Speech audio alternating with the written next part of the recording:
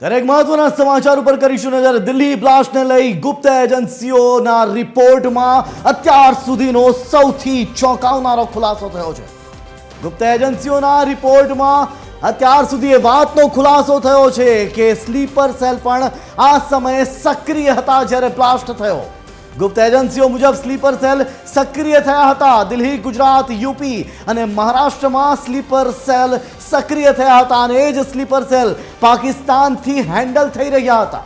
દિલ્હી, બિહાર અને જમ્મુ કાશ્મીરમાં આ અંગે રેકી પણ કરાઈ હતી અને રેકી બાદ આ બ્લાસ્ટને અંજામ આપવામાં આવ્યો છે।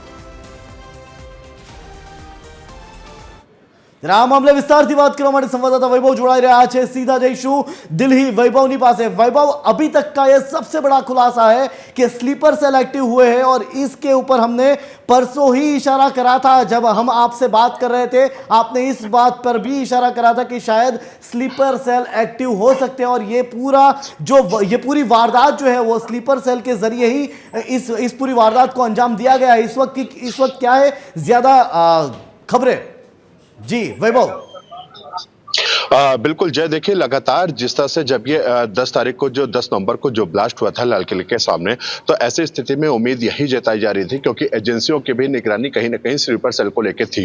साथ ही साथ अगर बात करी जाए तो पिछले कुछ महीनों से स्लीपर सेल लगातार एक्टिव होते नजर आए थे। साथ ही साथ जो एजेंसियों के सूत्रों के हवाले से जो जानकारी निकल के सामने आई, दिल्ली, मुंबई, उत्तर प्रदेश और साथ ही साथ गुजरात, बिहार में स्लीपर सेल काफी एक्टिव नजर आए थे। और क्योंकि जो उनके जो मोबाइल ट्रैक किए गए थे, क्योंकि जो आरोपी गिरफ्तार किए गए थे, जो आतंकी गिरफ्तार किए थे, यानी आज जिस तरह से इम्तियाज को जो गिरफ्तार किया गया था, उनके भी मोबाइल पे कुछ ऐसे अननोन वीडियो और मैसेजेस एजेंसियों को बरामद हुई थी, जिसको डिकोड करने के बाद ये स्पष्ट हो गया था कि इसमें स्लीपर सेल की भी हाथ था। साथ ही साथ अगर देखा जाए तो स्लीपर सेल पिछले कुछ महीनों से जिस तरह से एक्टिव थे और लगातार रेकी भी किया जा रहा था। खासकर अगर दिल्ली की बात कर लिया जाए तो दिल्ली के जो भीड़-भाड़ इलाके हैं, चाहे वो चांदनी चौक हो, नई दिल्ली हो, पुरानी दिल्ली हो, राजीव चौक हो, साथ ही साथ आजादपुर मंडी, यहाँ पे रेकी की गई थी। साथ ही साथ गुजरात के जो धार्मिक स्थल है वहां पे भी रेकी की गई थी। पिछले कुछ दिनों से लगातार ये रेकी की जा रही थी और इंस्टाग्राम के माध्यम से वो पूरा मैसेज जो है वो भेजा जा रहा था। हालांकि जब एजेंसियों से डिकोड किया तो इस मामले की पूरी जानकारी परत दर परत खुलते नजर आई है।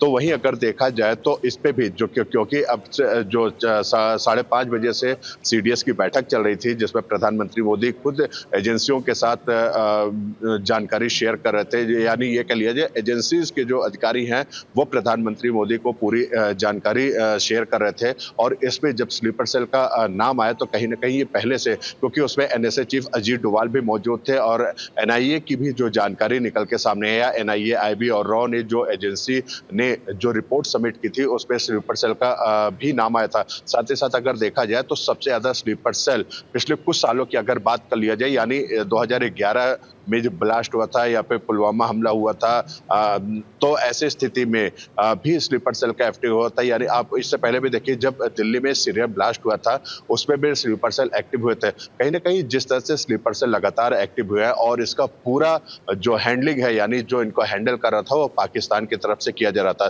तो कहीं ना कहीं स्लीपर सेल को भी लेके जो है विशेष निगरानी रखी गई है। और अभी और भी कई जो सवाल है वो आने बाकी होंगे, क्योंकि कई ऐसी चीजें हैं जिसको अभी तक वो स्पष्ट नहीं हो पाया है। लेकिन जिस तरह से स्लीपर सेल लगातार पिछले कुछ दिनों में जिस तरह से एक्टिव हुए हैं, तो कहीं ना कहीं एक चिंता का विषय देखने को मिल रहा है। साथ ही साथ इंटरनल मामले की बात कर लिया जाएगा, आंतरिक सुरक्षा को लेकर कहीं ना कहीं दिल्ली पुलिस के ऊपर एक भी सवाल निशान खड़े होते हैं, क्योंकि एजेंसियों ने जब दिवाली के दौरान भी इसकी जानकारी दी थी कि बड़े हादसा होने की फिराक में है, क्योंकि आतंकी जिस तरह से पूरे रेकी कर रहे थे, क्योंकि इसका इनपुट लगातार दिल्ली पुलिस को और एजेंसी ने भी दिल्ली पुलिस को, गृह मंत्रालय को भी भेजा था। तो ऐसे स्थिति में कहीं ना कहीं दिल्ली पुलिस के ऊपर भी एक सवालिया निशान खड़े होते हैं।